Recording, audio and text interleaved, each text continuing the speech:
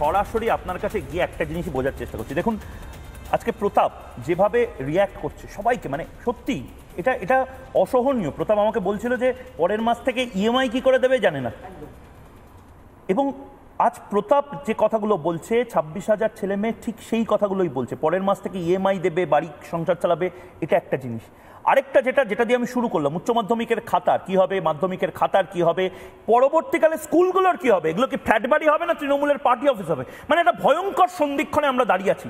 হয়তো পৃথিবীর ইতিহাসে এত বড় শিক্ষার বিপর্যয় একটা উদাহরণ নেই। আমি তোমায় বলছি, আজ থেকে 9 বছর আগে ইউডায়াসের রিপোর্ট বলছিল যে 1000 অঙ্কের ছাত্র পিছু একজন করে পশ্চিমবঙ্গে গড়ে শিক্ষক নেই। এটা 9 বছর আগের চিত্র।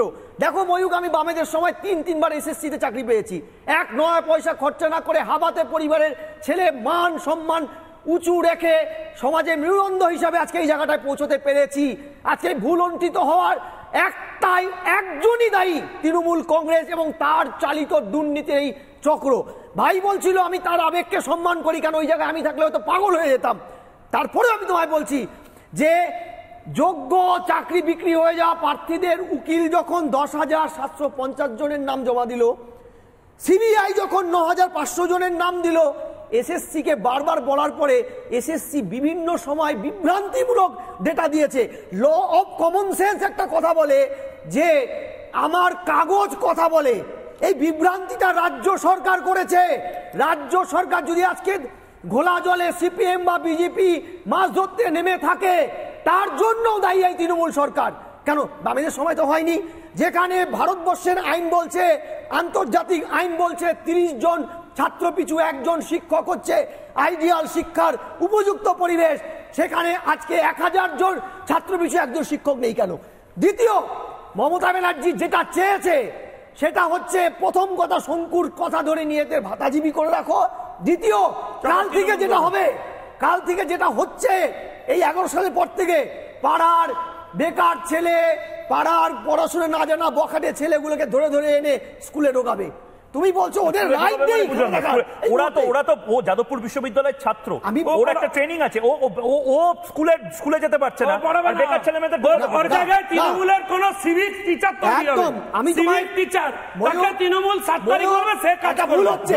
একটু আগে যে কথাটা হচ্ছিল, বামেদের সময় 3 বছরের স্ক্যান ওএমআর রাখার প্রভিশন করেছিল, 20 বছর ডিজিটালাইজ কপি রিস্টোর করার। এরা কি করেছে দেখো। আমি আপনাকে জিজ্ঞেস করছি, আচ্ছা এই যে বড় বড় নেতারা বা অ্যাডমিনিস্ট্রেটিভ অফিসাররা এটা বিশাল মাইনে পায়, এই যে রাখলো না, এটার জন্য কতজন অ্যারেস্ট হবে? না আমি ক্যাবিনেটে ওই দিন যতজন ছিল প্রত্যেককে অ্যারেস্ট করা উচিত। এক কথা, প্রথম কথা, লেট মি ফিনিশ। 11 আসার পরে এরা আইনটাকে পাল্টে 1 বছরের ওএমআর এবং ডিজিটাল কপির আইনটাকে ভায়োলেট করেছে। অর্থাৎ দুর্নীতিটা প্রাতিষ্ঠানিকভাবে প্রি প্ল্যান ছিল, প্রি প্ল্যান। দ্বিতীয়, আমি নিজে 2014 প্রাইমারি ইন্টারভিউর বোর্ডের একজন এক্সপার্ট হিসাবে অ্যাপয়েন্টমেন্ট পেয়েছিলাম, তখন আমি কলেজ প্রফেসর ছিলাম। দাঁতহীন ভাষায় সব চ্যানেলে আমি বলেছি যে আমি ওই ইন্টারভিউ বোর্ড থেকে সরে এসেছিলাম একটা লজিকে, ন্যূনতম ক্লাস ডেমনস্ট্রেশনের জাতীয় আইন ওরা ফলো করেনি। এই মানিক ভট্টাচার্য, বাদল দেবনাথ, আপনি অনেকক্ষণ ধরে হাত তুলে রেখেছেন, আপনার হাত ব্যথা হয়ে যাবে। আপনি এই হাতটা যখন হয়তো এই দুর্নীতিগুলো দেখছিলেন, বাদল দেবনাথ, এর পাল্টা আপনি অনেকক্ষণ বলতে চান, 30 সেকেন্ড বলুন। লজ্জা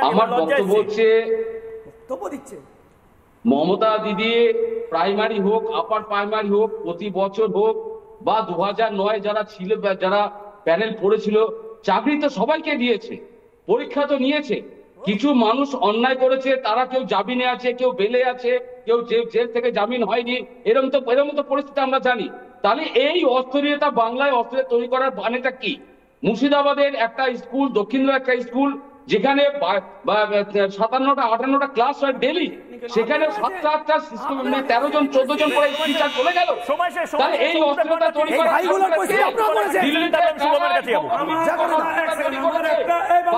হয়ে গেছে। বাদলদার টাইম শেষ। ঝন্টু বড়াইকের আগে শঙ্কুদেব পণ্ডাকে 30 সেকেন্ড দাও।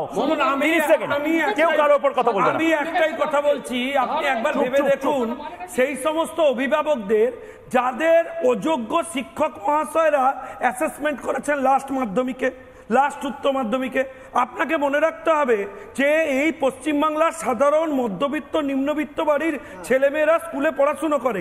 একটা পুরো এডুকেশনাল সিস্টেম এই রাজ্য সরকার ভেঙে দিয়েছে। স্কুলে একটা ছাত্র শিক্ষক সম্পর্কের মধ্যে সন্দেহের বীজ ঢুকিয়ে দিয়েছে।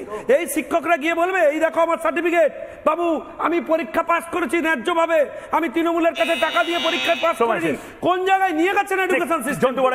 বাদল বাবু, আপনার দলের বহু শিক্ষক নেতা বামেদের সময় সৎভাবে চাকরি পেয়েছিল, তারা পাত্রপাত্রীর বিজ্ঞাপনে লিখতে হচ্ছে তাদের আমরা বামেদের সময় চাকরি পেয়েছি। লজ্জা করে আপনার? লজ্জা করে? আমি একটা মেয়ের বাবা, আমি মানুষ, আমার অগণিত ছাত্র আছে ওর বয়সী, আমার চোখের জল এসে গেছে, আমি ঘুমাতে পারিনি।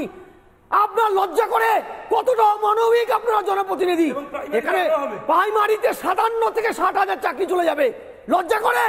আলু পটলের মতো চাকরি বিক্রি করেছেন, আবার জাস্টিফাই করতে বসেছেন এখানে। আচ্ছা, আমি ঠিক এই জায়গা থেকে আমি এবার শুভম যেহেতু আমাদের সাথে রয়েছে, বামপন্থী নেতা, সিপিআই নেতা শুভম আমার সাথে রয়েছে।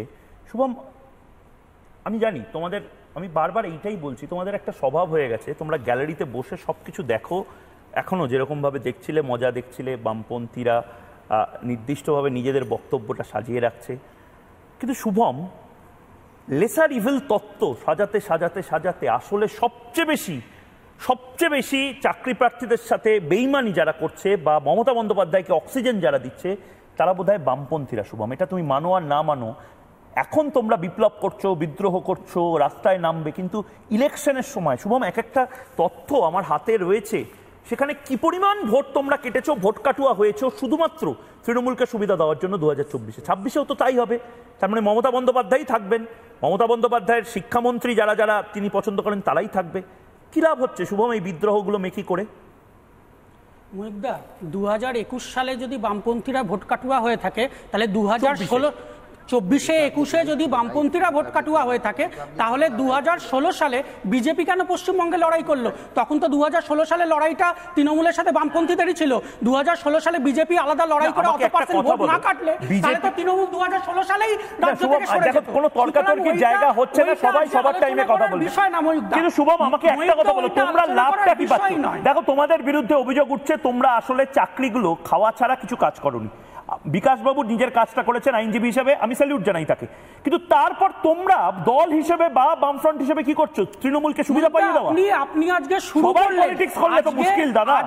আজকে আপনি শুরু করলেন যে শোয়ে যে কথাটা বলে, সেটা হচ্ছে আমরা সবাই জানি মুখ্যমন্ত্রী মমতা বন্দ্যোপাধ্যায় দায়ী। আপনি এই কথাটা বলে আজকে শো শুরু করলেন।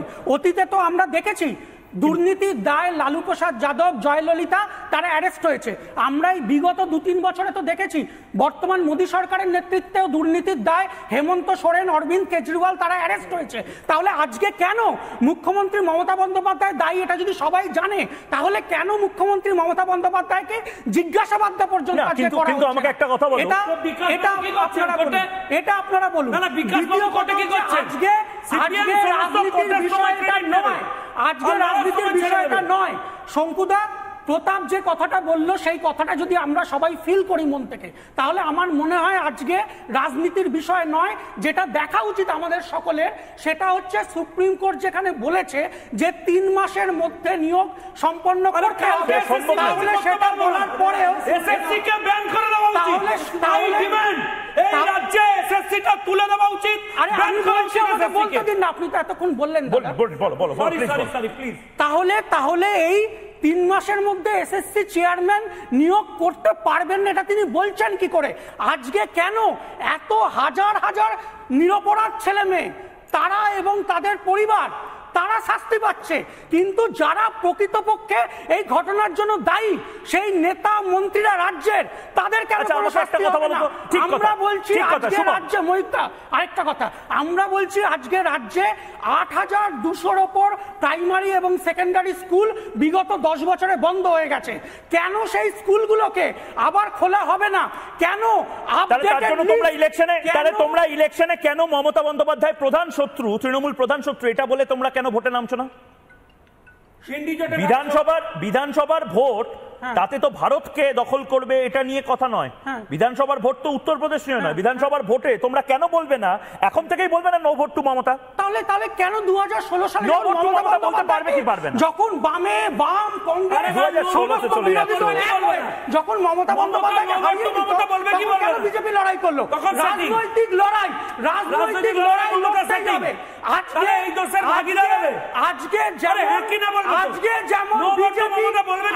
যেমন বিজেপি আরএসএস মনে করে যে আজকে যেমন শঙ্কুদা একটু বলি, শঙ্কুদা কারোর কথাই শোনা যাবে না, আপনিও বলবেন শোনা যাবে না। থামুন, আমি শুভমকে 30 সেকেন্ড দাও, 30 সেকেন্ড দাও, শুভমকে 30 সেকেন্ড দাও। কমিউনিস্টরা প্রধান শত্রু, তেমনি কমিউনিস্টরাও মনে করে আমাদের দেশের জন্য বিজেপি আরএসএস প্রধান শত্রু, সেটা বামপন্থীরা মনে করে। সুতরাং সেই লড়াই লড়তেই হবে। কিন্তু কথা আমি আবার বলছি, আজকে দয়া করে এই রাজনৈতিক ভেদাভেদ, রাজনৈতিক পরস্পরকে আক্রমণ আজকে করবেন না।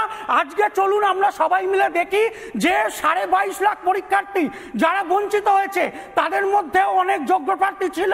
2017 থেকে 2025 পর্যন্ত লক্ষ লক্ষ ছেলে মেয়ে আমাদের রাজ্যে উচ্চশিক্ষিত হয়ে পাস করে বেকার বসে আছে, তাদের যাতে স্বচ্ছতার সাথে আগামী দিনে নিয়োগ হয়, প্রয়োজনে কোর্টের নজরদারিতে